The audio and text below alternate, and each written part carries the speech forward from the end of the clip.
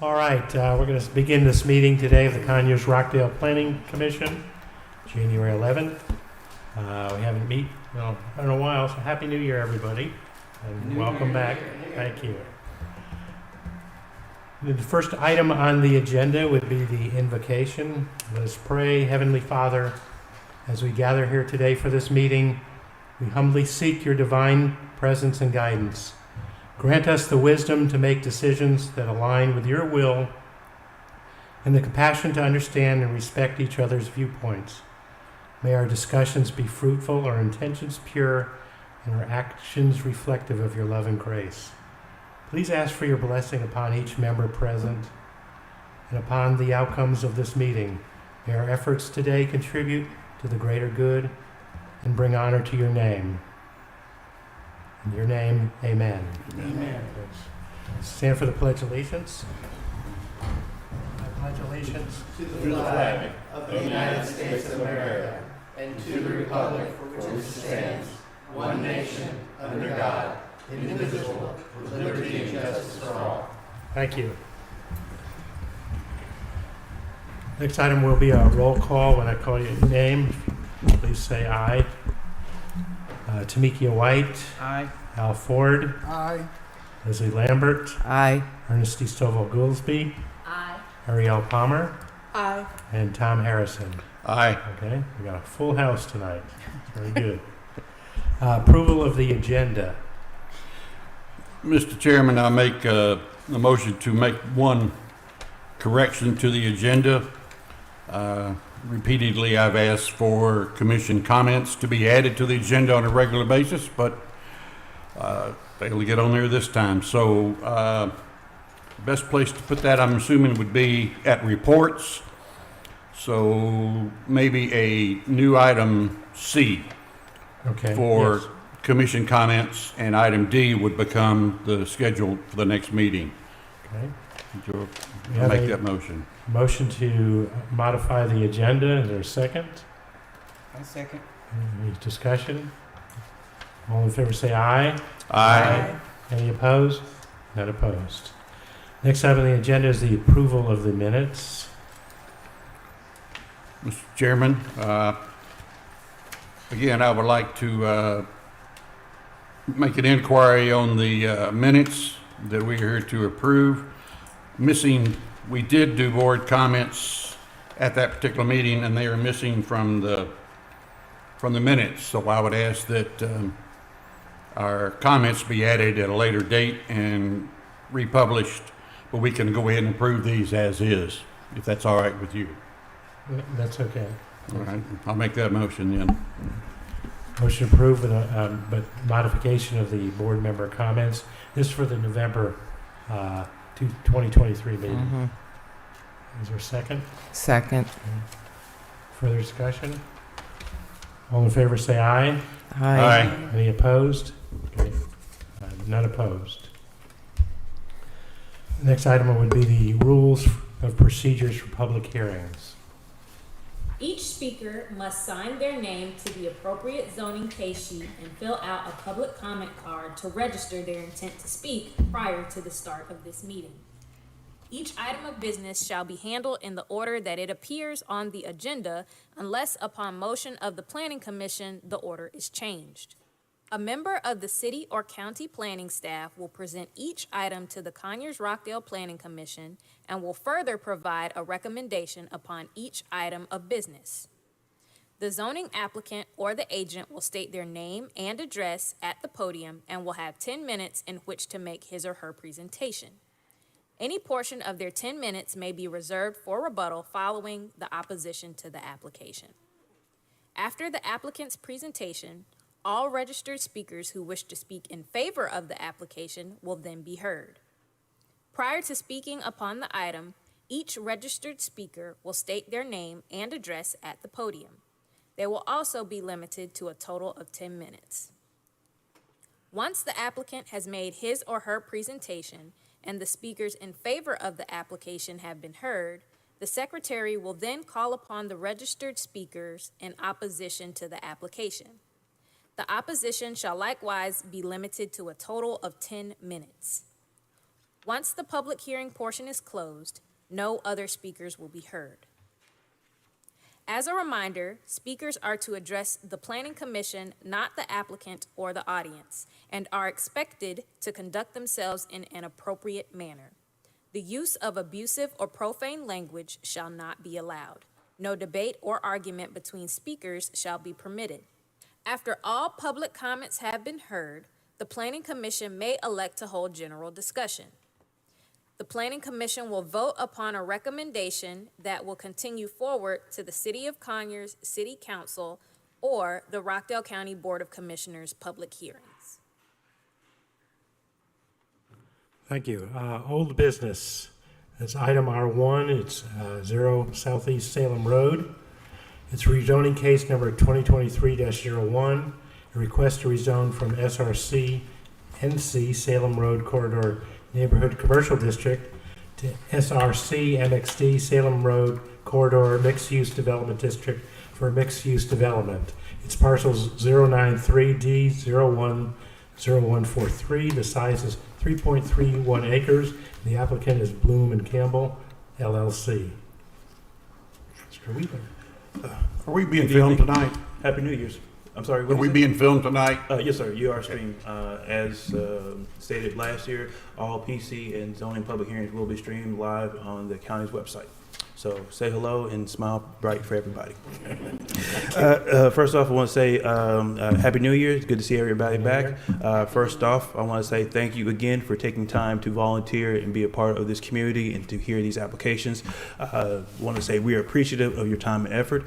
We do not take it lightly. So again, it is a long year, and it takes, sometimes we will have long meetings, but I just want to say thank you for being here and for taking your time out to be a part of this process. We're still looking to get paid, you know.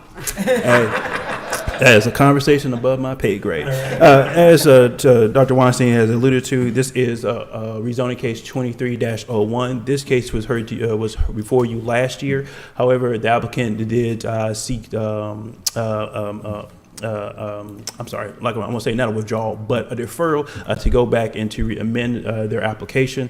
The applicant is seeking to rezone the subject property from neighborhood commercial to mixed use development district. The applicant is seeking to develop a convenience store / fast food restaurant along with multi-use office building with apartment loft styles over the office building. Again, the subject property is 0 Southeast Salem Road. It has frontage along Salem Road and Avondale Road. I apologize.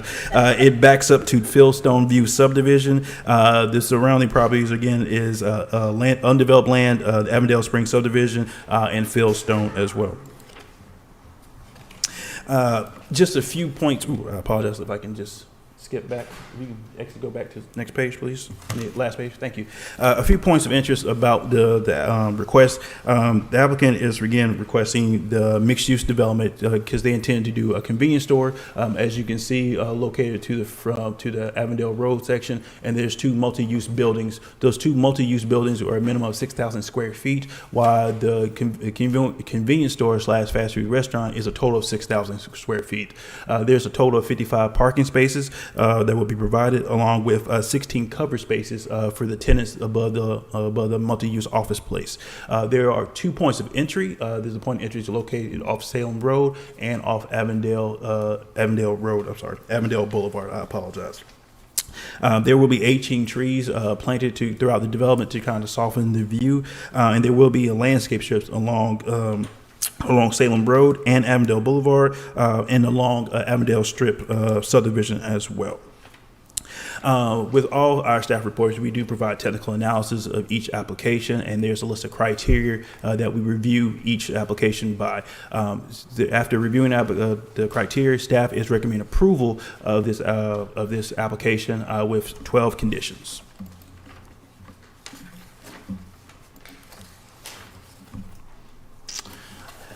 I do ask you hold your questions because your questions may be answered during the applicant's presentation. And the applicant is here as well. Okay, thank you. Now here for the applicant.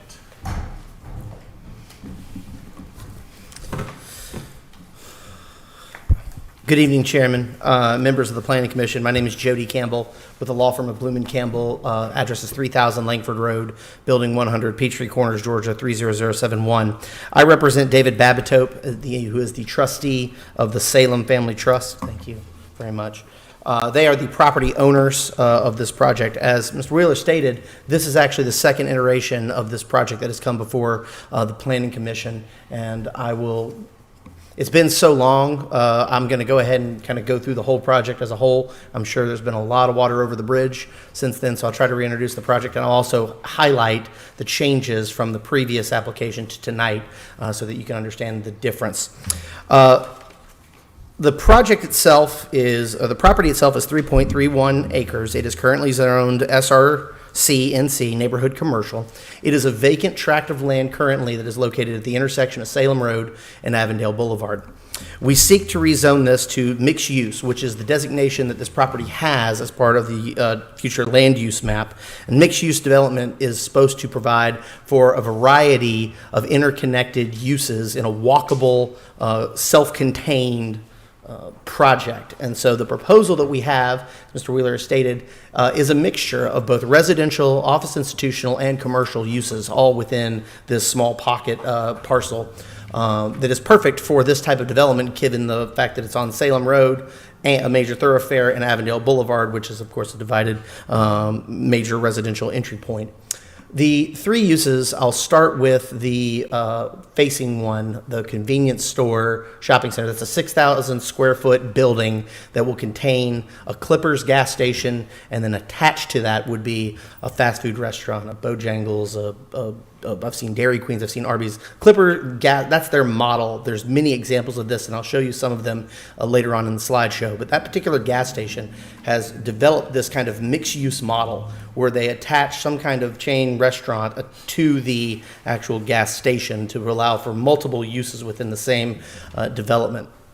There will be a gas island out front that will be covered. Previously, the Planning Commission and the staff recommended that a landscape island be added that provides some buffer between the gas station component and the office institutional other buildings. You can see that designated on the site plan. It is that black hatched island that contains approximately 6 trees that would be planted. That's designed to, again, provide a buffer, a transition. It's also to soften light pollution for the residential component that you will see next door. So as I stated, it is 1,195 feet north of the intersection of Salem Road and Fairview McCullough Road. It is designated as mixed use on the future land use map. This is the site plan that I was referencing above or previously. The other two buildings that you see to the north of on the property are two 6,000 square foot footprints that have 2 floors. The bottom floor is designed to be office institutional uses. Think things like dental offices, accounting offices, those types of more professional businesses that are friendly to the neighborhood component.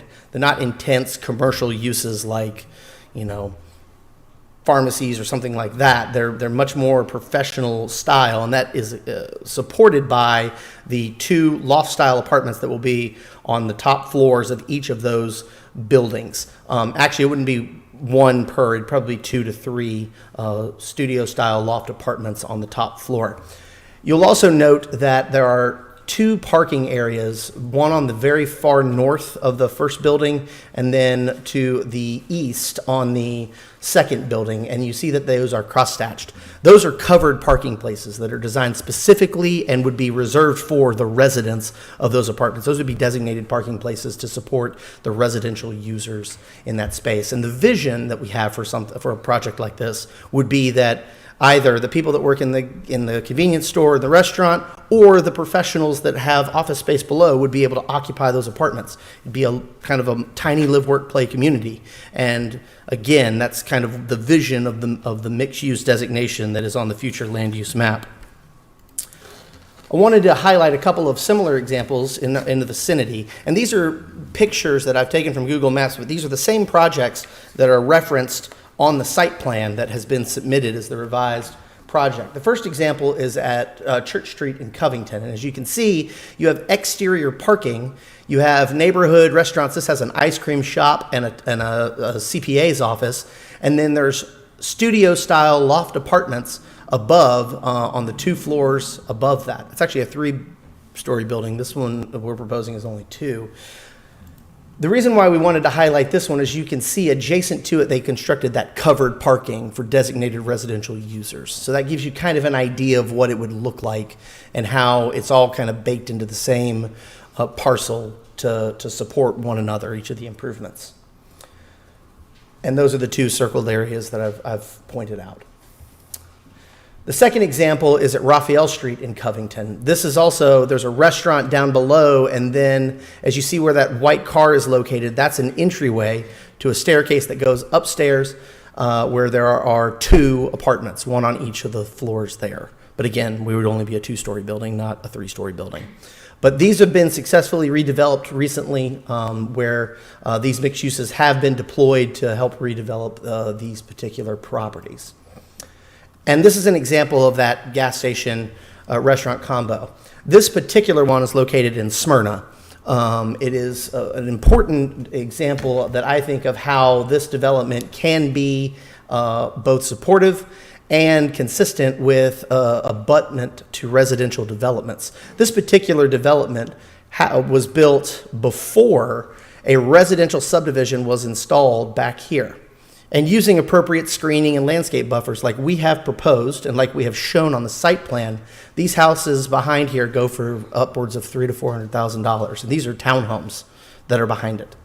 Okay, so obviously the Avondale Estates Country Club would be much better because obviously it's a better home product. But the point being that it has not experienced any kind of market deterioration because it's adjacent to this type of development with appropriate screening and buffers. It's just consistent and kind of component of the neighborhood, if you will. It becomes its own little pocket area. And as you can see, sidewalks come from the residential development down to support this particular business. Oh. This is the wrong one. I need to go back, please. Can you? Thank you. And this is another example of the Clippers. And this one is particularly. This was a little bit different because this one is on a smaller parcel and it's at Perimeter Mall. But again, I just put it in here to show you as an example of what the actual project looks like. This is not some kind of rundown gas station. This is higher end. This has brick facades, stone facades, architectural elements that are pleasing and I think are consistent with a higher quality and would not in any way diminish the values of the properties in the area. I would point out, though, that the gas station restaurant combination is critical for us. The reason why is because it's really the developer that's paying the costs. It's those larger national chains, they're the ones that have the pockets that can afford to develop these properties. And so having their involvement is critical. And so that's why this is so important and it's a cornerstone of the project. It's what enables us to finance the creation of other uses like the mixed use element that I know that the Board of Commissioners and that y'all want. That's why you adopted the future land use map and made this mixed use. So this is kind of the oil that makes the gears turn, if you will, unfortunately. So that's why this is such an important component to the project. Mr. Wheeler, I think, was relying upon a previous iteration of the proposed conditions, and I would note that it was not 12 conditions, it's 13. There was an additional condition that was added, it was added later this week, and I'll go ahead and just add that the condition that was requested was now called condition number 9. It's that the gasoline station and convenience store shall close at 10 p.m. on weekdays and 11 p.m. on weekends. We have no objection whatsoever to that condition. In fact, that's consistent with the hours of operation for the one in Smyrna, which is adjacent to the residential property. Now, the one at Perimeter is 24 hours a day, but that's a totally different animal because it's not adjacent to any kind of residential use. I think that we think that those hours of operation restrictions are appropriate to minimize any impact on the residential users nearby.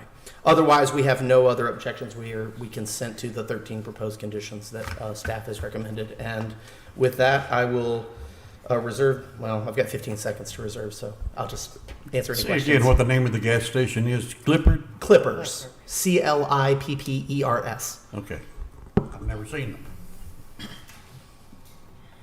Do you have a contract for like a fast food restaurant also? So Clippers has relationships with those. Obviously, the one I showed you was the churches, but like I have personally, just Jody Campbell representing, I have seen Arby's, I have seen Church's Chickens, I've seen Popeyes, I've seen Dairy Queens, it's those national chains. Okay.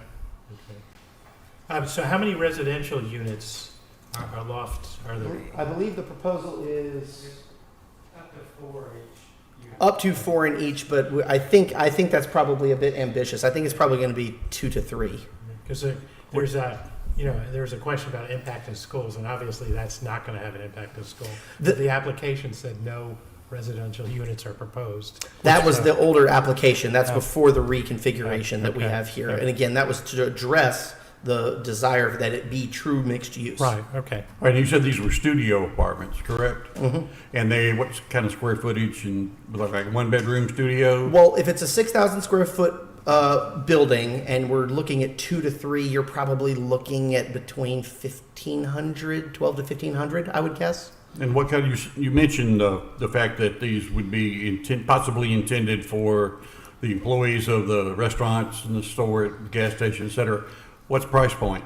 That we have not gotten into the market analysis for those particular units at this time. So I can't realize answer. these are hourly wages we're talking about, so I'm not going to sit here and tell you that these are going to be thousands and thousands of dollars. That's not the model. This is workforce housing is what it is. Again, it's designed to be a self-contained unit. So the commercial uses need to be able to support the residential component up above.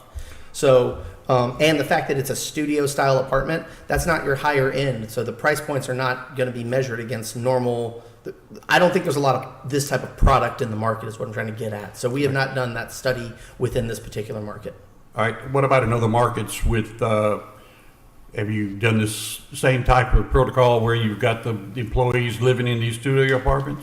So the only one I can speak to is the one in Covington, and I think the ones in Covington are not occupied by the businesses that are down below. So we have not done that study again in this marketplace because I don't think Are they they're- occupied?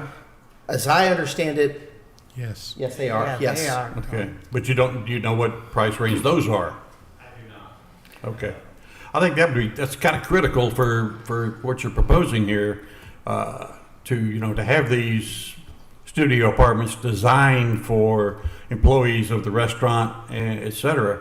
I think it's important to know if these hourly wage people could afford them. Again, I just want to stress that studio style apartments, loft style apartments, I mean, they're not built for like nuclear families, multiple occupiers. Okay, they're usually young, single individuals, and so again, market forces will dictate a large point of that. So we're not going to have some kind of set minimum price point, and I don't want to represent to you that we're going to. Okay. We'll let the market somewhat dictate that. We know what we want to try to achieve in the space, and we'll have to make sure that I think works. it would be important on your part to create the market by making them immediately affordable for your employees instead of going by on the road market pricing, which is going to exclude them. I pretty much guarantee you it's going to exclude anybody on an hourly wage if you go with what's in the market area. Well, the problem is it's a little bit of a chicken versus the egg because part of it Well, is I also understand that. part of it is also figuring out who the end commercial user is going to Yeah. be. Because if we have CPAs downstairs, they can obviously afford higher rents up above. true. That's so, but if we're dealing with not as professional, required advanced degrees, higher income earners, that changes that analysis. I All think. right, one more question for me, and that is, how many gas stations currently are within the immediate area? I've been by there and I've tried to count, and I think So there's the 3. Shell, there's the Ingles, there's the Kroger, there's Quick Trip. I think that's So- right. But again, what we can offer here is, again, other commercial uses. This is the first major restaurant opportunity that they're going to have on their way up Salem Road, heading towards I-20. So there's some built-in advantages that we can offer to this site that makes that gas station more attractive as a use than other gas stations. okay. I have a couple questions. Sure. What's the reason for the residential? You're going to have maybe 2 to 4? Why not just make it all commercial? Well, because I don't think that would meet with the spirit of the mixed-use designation. I think that the Board of Commissioners has made it very clear that they want mixed use along the Salem Road corridor, and we're trying to honor that request. And unfortunately, on a 3.31 acre site, that really limits the ability of our ability to provide some kind of residential component with commercial use. There's just not enough of a footprint, so we have to go vertical to solve that problem. Okay. And regarding the parking lots you were mentioning, 5 or 6 parking spaces, and I was looking at, it looks like the circles is tree cover. I'm sorry, It looks like the circles on your site plan, is that? are we referring to the black circles kind of in the center? Yeah, well, you see the tree in the center, and then you'll see the single line. Yes, That's what you anticipate the tree cover to be? that's correct. Okay, so you're not gonna have 18-wheelers or anything like that? Well, we'll have to have gas trucks, obviously, to fill the gas tanks. And there'll be some delivery trucks in the morning for, to support the restaurant and the convenience store. But it's not like, we're not building a truck stop. We're not anticipating that this would be a gas station conducive to large, semi-tractor trailers. I don't know if we plan to sell diesel even. We probably won't. Okay. It'll probably just be regular automobile fuel. I have a question. When I first saw this, and I'm familiar with Salem Road, traffic flow. I just saw that as a big issue. It is a huge issue. So the solutions that we've come up with, there are 2 solutions to this. First and foremost, as you're traveling north on Salem Road, it is a right in, right out only. There is no direct access point if you are coming southbound on Salem Road. So we think that will help substantially with the traffic in and out of the particular parcel. And from a safety perspective, in order, if you wanted to access this site coming southbound on Salem Road, you would have to come down to the lighted intersection at Avondale Boulevard and go in. Plus, the other part of this is one of the conditions that we have agreed to is a traffic impact study that would be conducted prior to. Because you know there's not a light there right now. No, not right now, but if I'm pretty sure that's part of, and I know that this is a big bugaboo because the DOT plans have been in existence for about 700 years, but that is part of the DOT plans, as are the 5-foot sidewalks that's part of the conditions of zoning that's being proposed. Okay, I was on Salem Road around noon. I couldn't even take a left to go into the subdivision. I mean, here's what I would say. I would say that to the extent that the traffic impact studies requires or demands or even suggests that a light be there, we benefit from that. So whatever we can do, we will do to try to get that to be a lighted intersection from a pure safety perspective and from an accessibility perspective. We want customers to be able to come from both the north and the south. Regarding your staff recommendations, number 9 talks about the gasoline station and the convenience store closing at 10. Since you don't know what businesses will occupy those particular retail, can you also indicate that those will close also at the same time or before 10? I don't think we'd have any objection to it whatsoever to those. All right, to and then conditions such as that. at number 13, you mentioned stormwater detention ponds. I don't see it. Do you have like an underground detention basin or something? I'm going to defer to our, In that northwest corner, you see a. I'm sorry. Spots. Okay, Stormwater I pond see at it. the top. Okay. All right, thank you. Any other questions? One more on the studio, 1,200 to 1,500 square feet. What do you mean by studio loft? What is that in your mind? so in my mind, that's where we have a larger living space without separated bedrooms. I mean, So there'll be no separation, it'll just be one big open 1,200 square foot box? The plans show it being a loft style. yeah, loft style. Thank you. All right, any other questions? Yes, I was just wondering, why develop something that's already in the area? You got gas stations, you got the fast food restaurants, you got your commercial space, you got housing. I mean, why is there a need to develop something that's existing? So again, I think that the answer to the question is developers like us, when we see a project like this, we have to go find an end user that will the neighborhood, the site, the traffic improvements, everything works for. And because this is somewhat of an island, I mean, as you know, you have the Ingles and the Shell down at McCullough Road, and then you have kind of a lot of 2-lane residential all the way up, and yet we know that this is going to be and should be a mixed-use corridor. It's one of those you got to start somewheres. And a gas station like Clippers wants to be on a major thoroughfare like Salem Road, and they can support this. But the beauty of it is they can also, by their very business model, they're not just that. They also offer the fast food restaurant, and because we have this other space, we have the opportunity to add these other uses. So part of it is this is a type of user that can and wants to do this. There's not a lot of demand from like a Walgreens or a CVS to just be an island unto itself. They're more in the out parcel game of larger commercial strip centers, if you will. So the answer to your question is it's kind of the mountain came to Moses. How many stories did you say on the apartment side? 2. Just 2. Elevator? I think stairs, steps. So this is going to be 1 story out on steps. So like a New York walk-up. I have one last question regarding the design. You said that there are 2 stories for the residences being on the top, but then the store is actually a single story. Mm-hmm.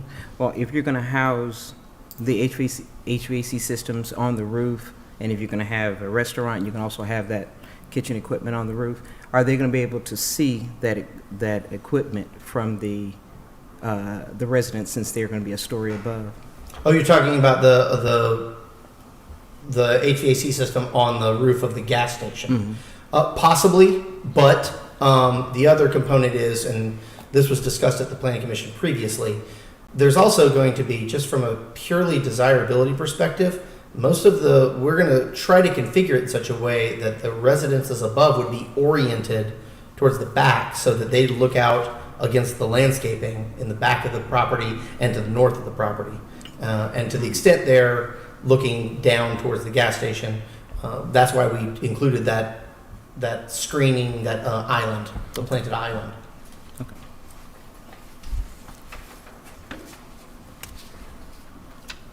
Any other questions? Thank you. Thank you. Dude. I don't think I can get much out in Okay. 15 seconds. Well- for sure. Do we have anything anybody signed up to speak? Okay, thanks. Miss Charlotte Gillard.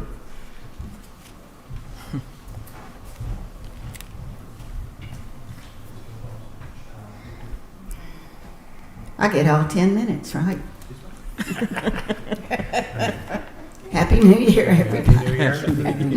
Charlotte Gillard, and I live in Fieldstone subdivision, which is next to the Avondale Springs subdivision on Salem Road.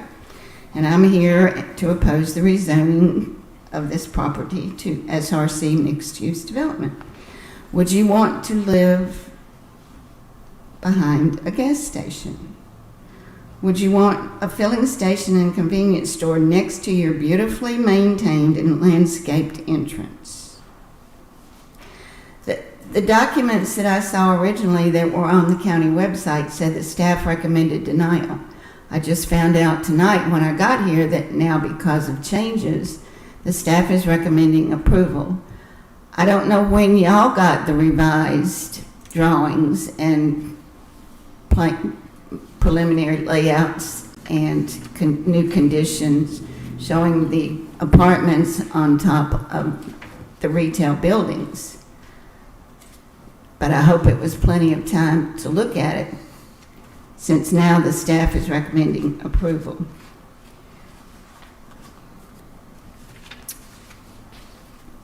I'm not sure.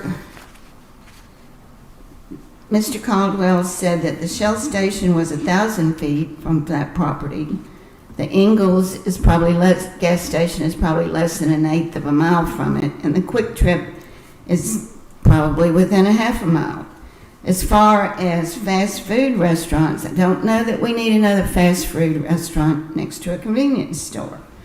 And the ones that we already have, a McDonald's, a Burger King, Kentucky Fried Chicken, a pizza place, a wing place, and a couple of more, as well as Starbucks that they're remodeling right now. So we already have enough fast food. Mr. Caldwell said major restaurant. I'm not sure that I don't consider an Arby's, a Dairy Queen, or a Popeyes a major restaurant.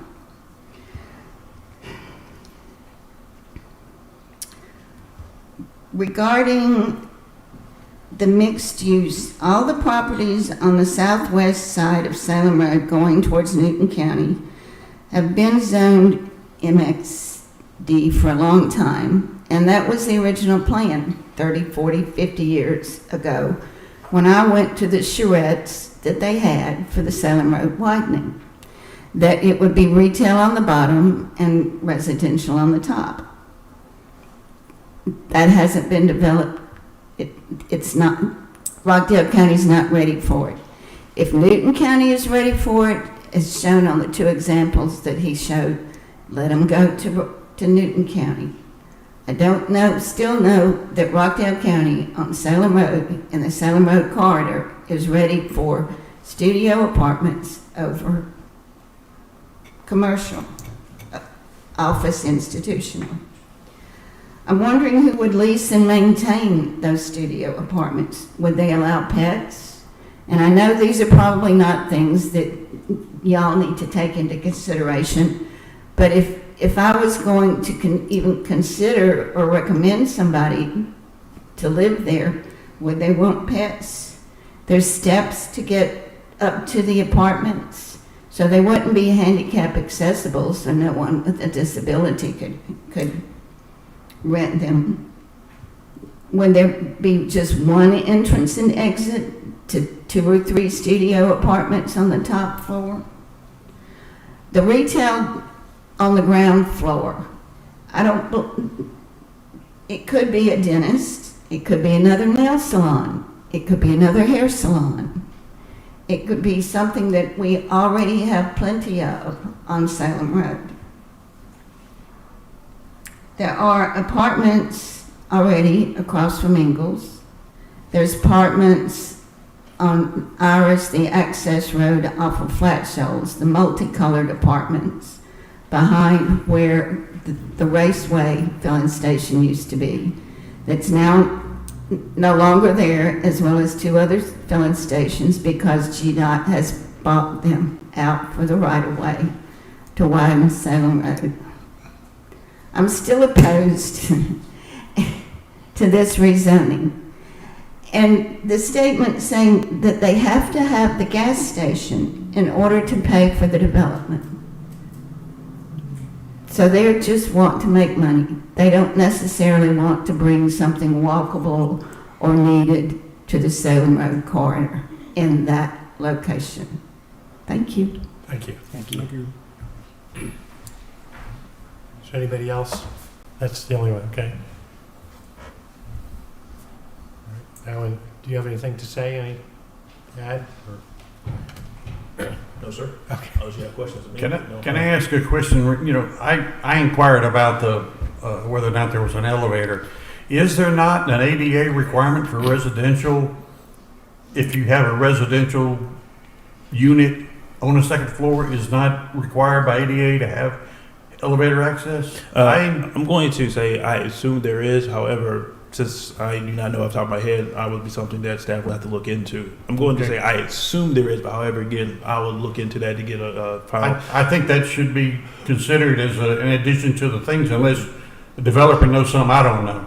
Well, I would also say that, you know, any type of building regulations, when they build, they still have to follow those rules and regulations that we Right, set I forth in the understand ordinance. that. That's why I'm concerned that there is not an elevator in the plan for that. Well, also, again, want to kind of make it clear, you can add that condition if you choose to, if the rest of the board chooses to add that condition on there, if you choose to, just to make sure that they are in compliance with ADA regulations. Well, that, you know, adding it as a condition is one thing, but knowing what the code is up front Well, is important. So if the code says do it, then we don't have to add it as a condition. Well, But maybe phrase the condition to say, if required by ADA, an elevator shall be required.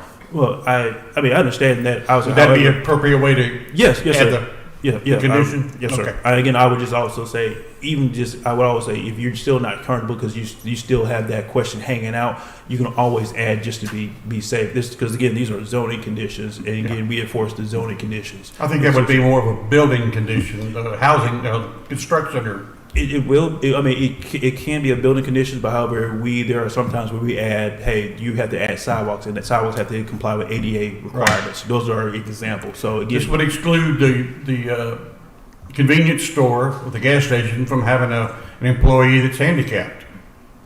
So I think it needs to be included. again, staff is amenable to that condition if you choose to include that. I don't know about the developer, but again, staff has no issues with that. We would certainly agree that any building that we construct there has to comply with ADA rules.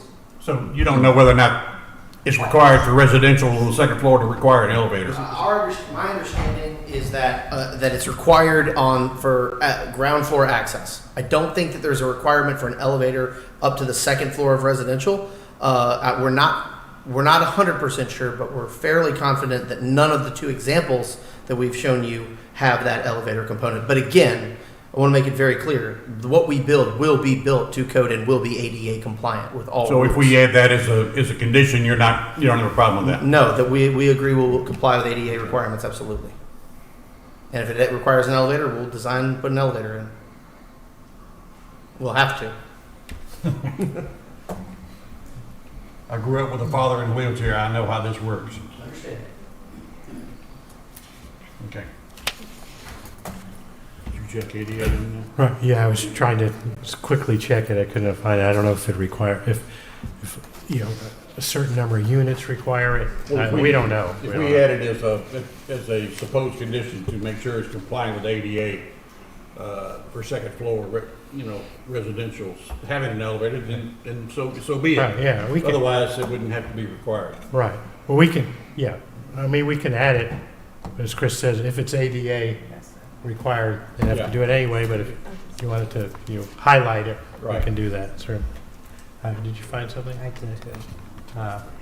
Elevators are not required in facilities under 3 stories or with fewer than 3,000 square feet per floor, unless the building is a shopping center or mall, professional office, or a healthcare provider. 6,000. So I'm not sure.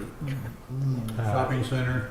Yeah. But these are also 6,000 square feet. 6,000, yeah. building, It may be, so. it may not be required because it's smaller, Okay. but, We can add it to make sure Right, it's right. considered. okay.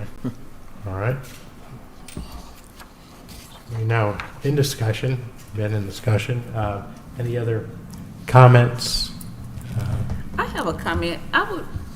And I know I oftentimes cross over into different areas, but I just think when you speak of use of space, the use of space could be better utilized because the schools in the areas are not up to par. Like a mathematics or Sullivan, some type of educational. It's just the retail space for eateries. It's other demands in the area that I would hope that it could be addressed and could be retailers or within this space. It's other needs in the area, and I'm not sure if you're blind to it but there's definitely other needs besides eateries in the area. We've talked about some of that before. I think the problem with that is we zone for such, you cannot dictate. Yeah, that's what I said. What Across goes in the there. areas, gray areas. We talked about spaces. when we had mattress stores, Yeah. and how many there were. Well, I like the idea or the concept of having residential availability for employees, in a nearby operation like this. I would just hope that the price point would allow somebody with an hourly wage to afford to stay there. Otherwise, you're defeating the purpose. Well, I think So, 1,500 square feet's a small house. Yeah, I don't know how that can be addressed, and I don't think that could be addressed in conditions. No. We can just make a recommendation Right. that that be investigated or be considered. Right. So, and I have a little something. The piece you showed on Church Street, that's on the Covington Square. It's a little bit of a different animal. There's no gas stations down that area. It doesn't work that way. And the other one is just off the square. So it's really, it's apples to apples for, yeah, residential with, first floor being commercial. But it's not really apples to apples for the product you're looking at, in my mind. So. I agree. Does Clippers have like a relationship with certain offices? Like, for instance, are they typically medical offices? You mentioned accountants, or it's just whoever? Because I know that is it Charlotte mentioned like hair salons and things of that nature. Do you all have typical tenants that follow Clippers? So just to be clear, Clippers would control the gas station building, and they have relationships with the restaurants. The other two commercial buildings, those are open for owner to determine what businesses can and should be leased. And I have responses, but I don't want to abuse my time to some of the concerns that were addressed. Okay, thank you. Thank you. So the owner would be a landlord? That's right.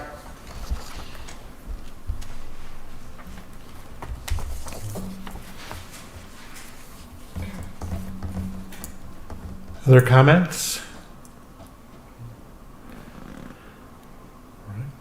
Our motions?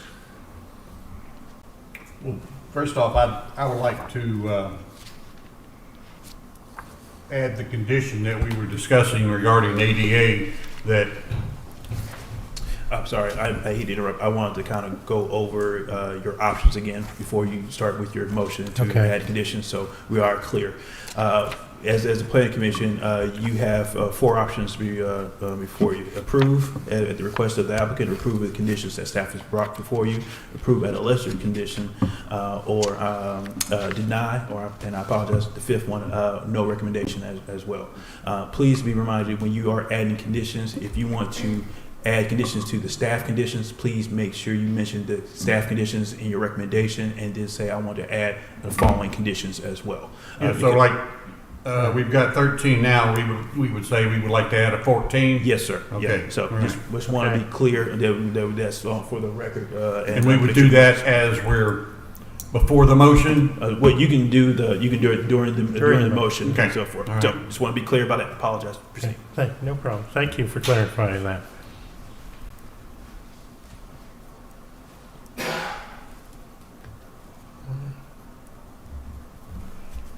Entertain a motion. Did you have a motion that you were going to? I'll wait and let somebody else make that motion if you want. Oh.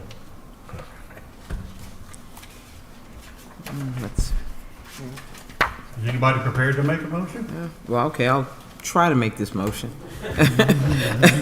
Let's see, I'd like to make a motion to approve the rezoning case 2023-01 for 0 Southeast Salem Road with amendment to the conditions and an addition to the conditions. Calling it number 14? Okay, number 14, to add recommendations to make sure that the buildings are applicable to ADA, and to amend the number 9 condition that the gasoline station and convenience store, as well as all businesses, close at 10 p.m. Okay. on weekends and 11 on weekends. I'll second that motion. The proposed condition was 10 o'clock on the weekdays, 11 o'clock On the weekends. Is that right? Yes, that's correct. Is that? I just added all the Is that businesses. your motion? Yes, that's my motion. Okay. All right. Okay. All right. And we had a second? Yes, we did. Okay, you have a second. Okay. All right. Any further discussion? All in favor say aye. Aye. Any opposed? Oppose. Opposed. Can you, for your record, so it's Leslie and Ernestine? 3 to 4. 3 to 4, okay. All right. Were you opposed? Yes. Okay. We would get a show of hands. Okay, yeah. Okay. All in favor, raise your hand, say aye. Aye. Okay. So we got That's four, okay. So four, and 3 against. So motion carries. All right. Moving on to new business, City of Conyers. Case 22-2023, ordinance 1351. It's a request for a special use permit to establish an automotive repair and maintenance minor facility in the General Business District, BG. Location 1224 Green Street. Applicant is First Class Automotive Solutions, LLC.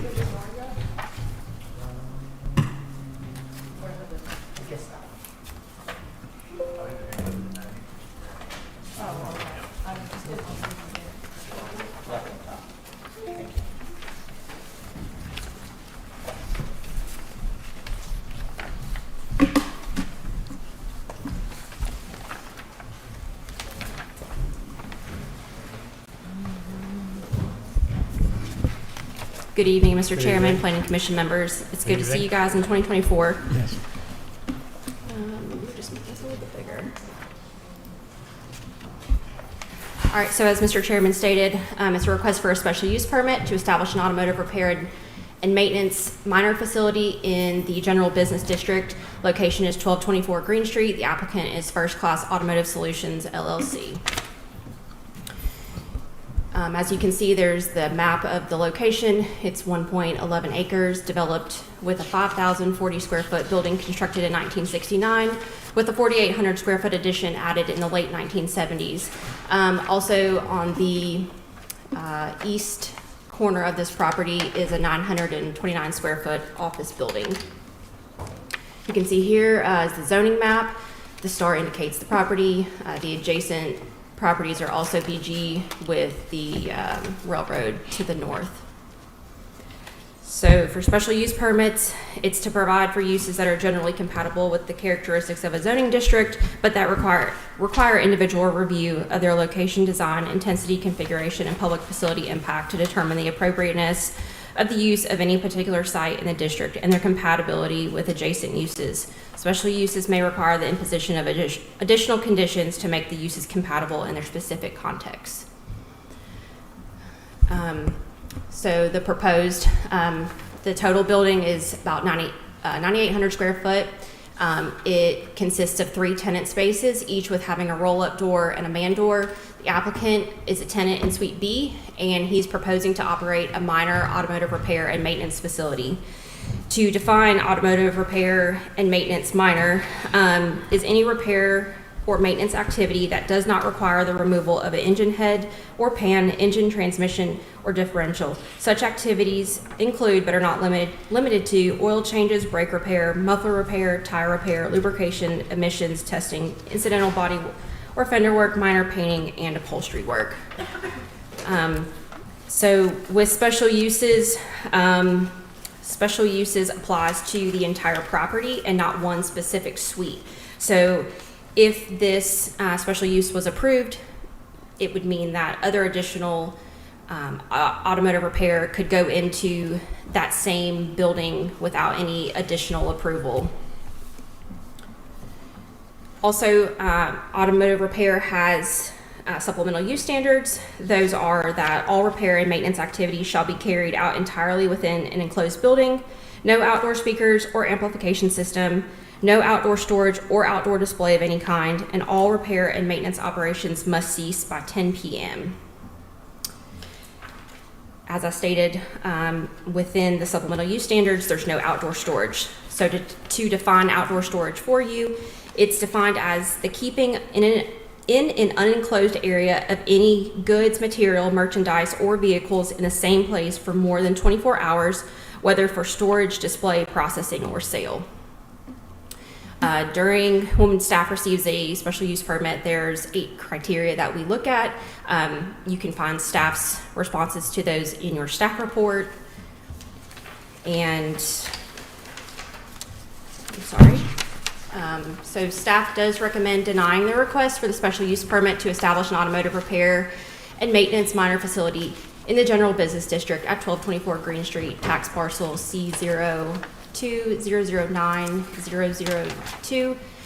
The site does present a unique situation in that the parking lot is not striped, does not identify any designated parking areas, does not provide any separation from the adjacent street, and furthermore, it is unknown where the vehicles waiting for repair or to be picked up will be stored. Because the property is being used for multi-tenant spaces and is uniquely situated with respect to size and shape, an automotive repair and maintenance facility may be detrimental to the surrounding uses.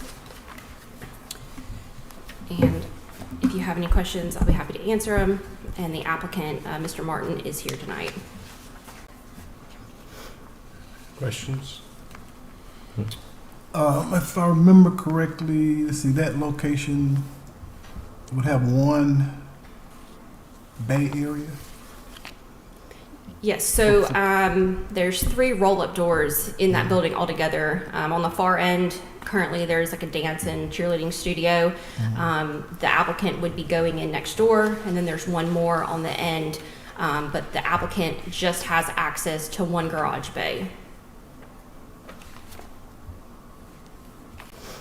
So the dance studio and the automotive will be using the same parking lot. Yes. And as you can see from the aerial view, this is the parking area that they do have. You can see Needmore Street comes up here. There's like a yield turn right here. So there's not entirely a whole lot of parking there currently for, if the applicant was to have other vehicles out there, and then also with the other tenant there as well, it creates a situation of not enough parking spaces. So do you know how many spaces there are? I'm not sure because they're not marked. There's no striping on the parking lot. And the side of the building? To the side, there's open space? Because the apartments are very close by the side of the building, right? Mm-hmm. Yeah, so there's some there's a little bit of space right here on Needmore. This area going this way, there's the contractor's office there, so they use that for their parking, for their trucks that they may have, and any customers. That's the only parking that's there on site. Okay, so you said suite A, B, and C. Mm-hmm. What is suite D in the back? So the property owner is an electrical contractor, and that's his suite. Okay. Mm-hmm. So does he park back in here, do you know? I'm not sure. So there is some, I know this picture is a little bit difficult to see, but It's very there, I think if you look in your staff report, there may be a better, you may be able to tell a little bit better. Thank you. Yeah. So back in there. So really backs onto the property line. Yes, Yeah. but that is enclosed with a fence. And again, there's that small office building there that the contractor office uses. So the electrical contractor uses that back area for his storage as well as the contractor that occupies that office building. So, and I'm just trying to understand. So, the dance studio, I mean, if they got 20 little people coming in to dance, they're parking those cars, right? Yes, I'm not sure of the situation. I don't know how many students that they have. Sure. And they gotta have a certain amount to make it feasible and profitable. Sure. Okay. And I'm just thinking, then they may pose with Essex parking, you got the medians and stuff on side of, Yeah, there's not really any buffer from Needmore to that side, the side part of that property.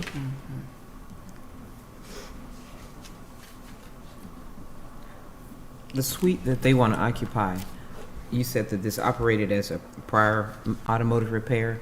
Did it operate in that particular suite that they're trying to utilize? So the other automotive repair that was there previously, he did window tinting, but he was in Suite C, so it was one more down. Okay. Have they ever provided any environmental assessments or anything like that after? No. Okay.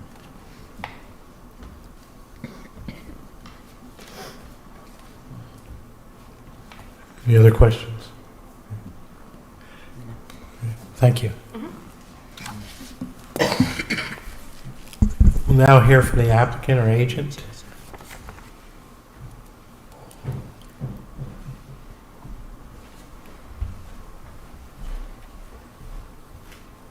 Good evening. Good evening.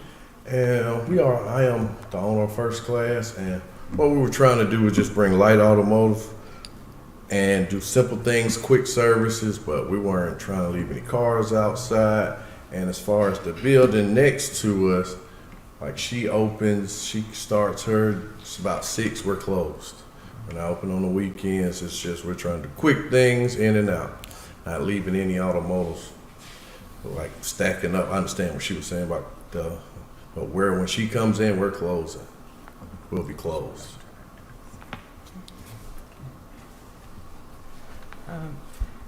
Do you plan to do tire changing there? Yes, but just new tires only. Right, what are you gonna do with the old tires? Whenever we get 10 tires, we dispose of them. We're not, no used tires, No, I'm just asking, because, I've seen places where they, Yeah, I totally understand. Yes, ma'am. Is this a new business for you? Have you been established somewhere else? Yes, Where have you been established from? Where- Cobb County, Okay, where are you coming from in the Cobb County? off of Chuck Road. Chuck Road? Yes. For how long? We were there for 2 years. For 2 years? Yes. Main reason for leaving that area? Just to get closer to the, like Main Street, really. The main street. There's no other areas in Rockdale you'd be interested besides in that particular? It's not that we're not necessarily, that just was close, it was close to home for one, and it was just right off the main street, from the highway, not far off the highway. Easy access, gas station not far. And what were some of the services you provided at that location in Decatur? Brakes, tires, of course, quick things. Not gonna really do oil changes like that, but we could do oil changes. But anything quick that we can get in and out. We're not trying to do nothing long. But there are situations where the cars have to be left overnight. Yes, sometimes yes. Where are you going to put those cars? Inside. You have spaces. How many cars can you fit inside? We can get about 4 of them in there.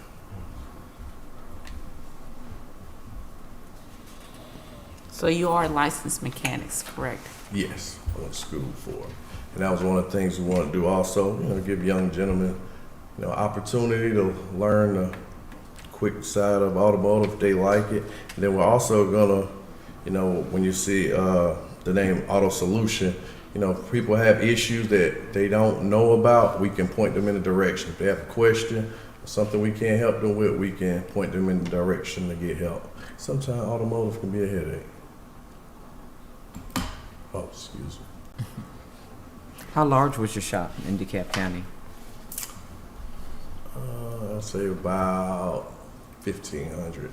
15. How many cars did you store there? About 4 to 5. About 4 to 5.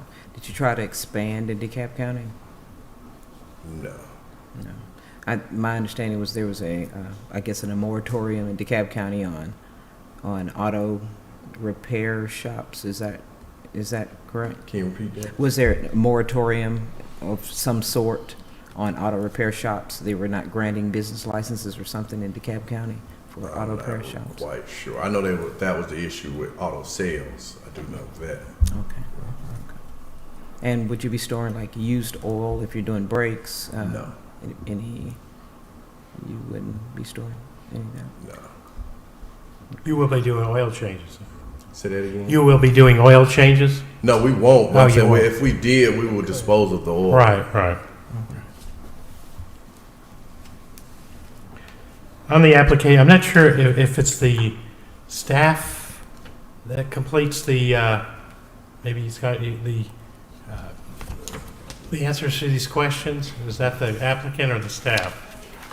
Okay, all right, so on the applicant, one of the questions is whether the proposal will adversely affect the existing use or usability of adjacent or nearby property, adversely affect, and you answered yes.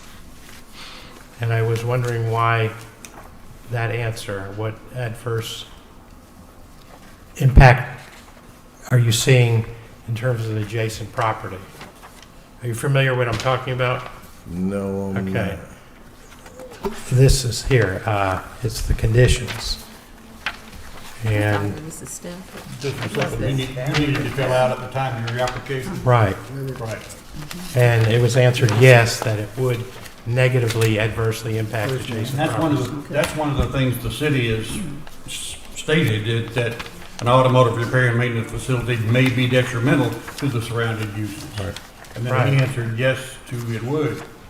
I Our think secretary may Yes. have answered that question wrong. Right. Yep. Yeah.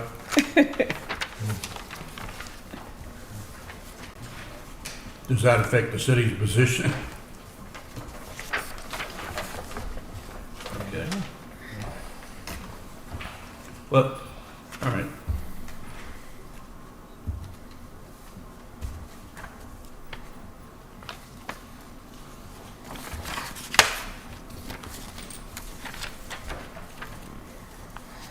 Any other questions? Question of the city, just on that same Well, let's, thing. No, wait, any other questions for the applicant? no. Okay, okay, thank you, sir. Okay. Thank you. Is there anybody signed up to speak? No, okay. Then come on up.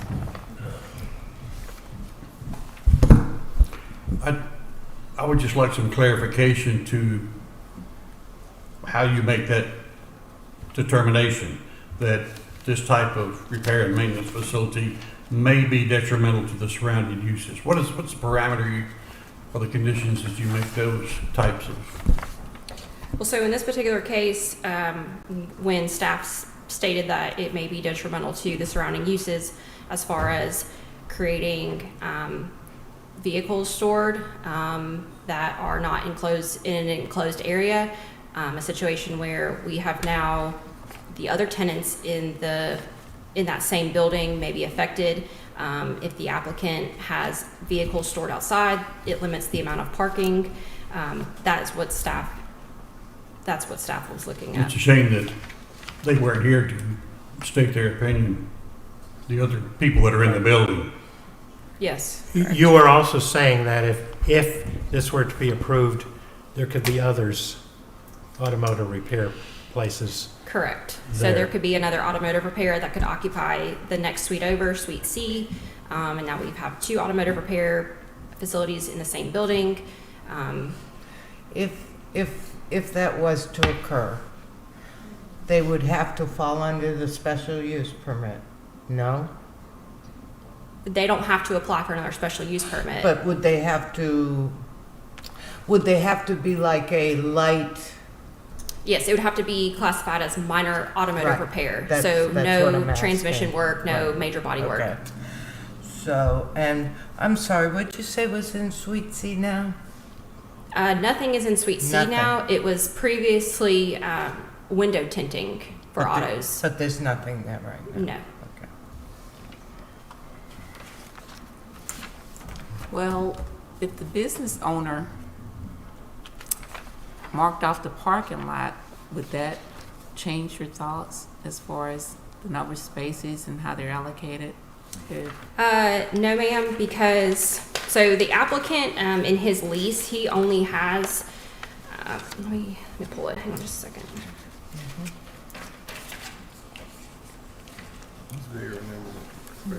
He only has 1,054 square feet of space, so, I don't foresee him having any more than maybe 2 cars as stored in there. So as far as staff's position on it, I would still recommend denial.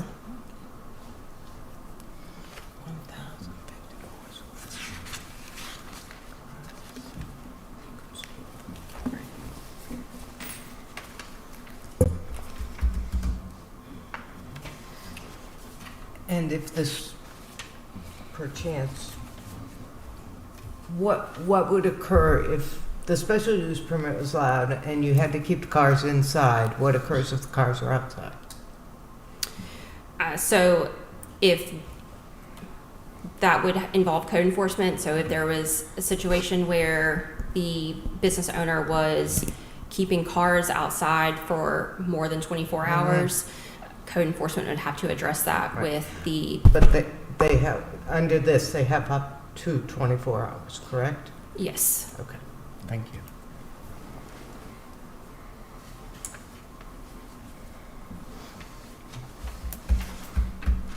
Any other questions? All right, thank you. Thanks. We're now in discussion and/or motion.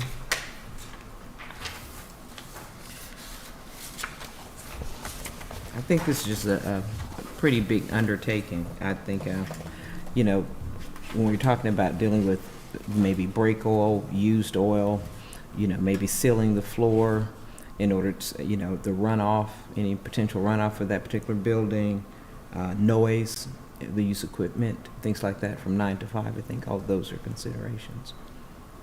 Yeah. And I just visualize a lot of congestion as far as vehicles. I just know, I just keep thinking about the congestion of cars that could be. I mean, if you look at where the building is, I was parked on the edge of one parking space. I was scared somebody would hit my truck. It's sitting there. And, so it's not a lot of space for parking. That's the issue, I think. It's one of the big issues. And I passed by there before, and the dance studio was out in the parking lot. So they utilize the parking lot for dance too. Mm-hmm. So I've seen that happen. So it concerned me with the participants and the cars moving, the risk that it may propose. I don't know. Mm-hmm.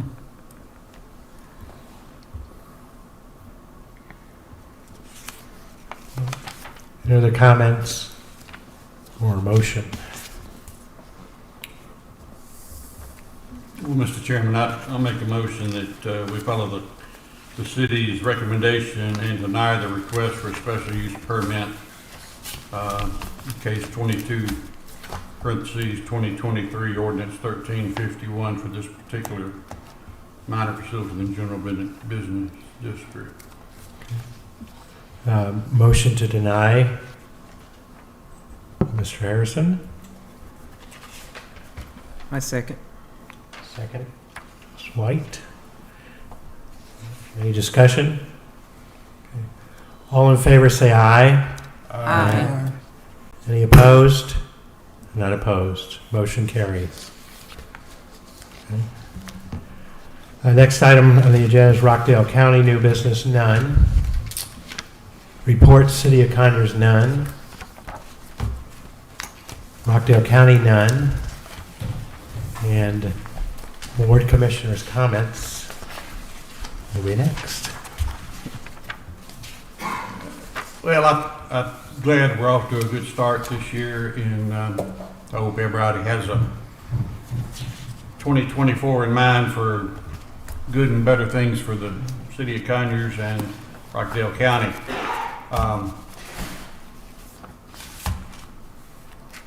I would hope that the commissioners and the planning department help us out a little bit in understanding our frustration when we see a recommendation that we've made and the county does just the opposite.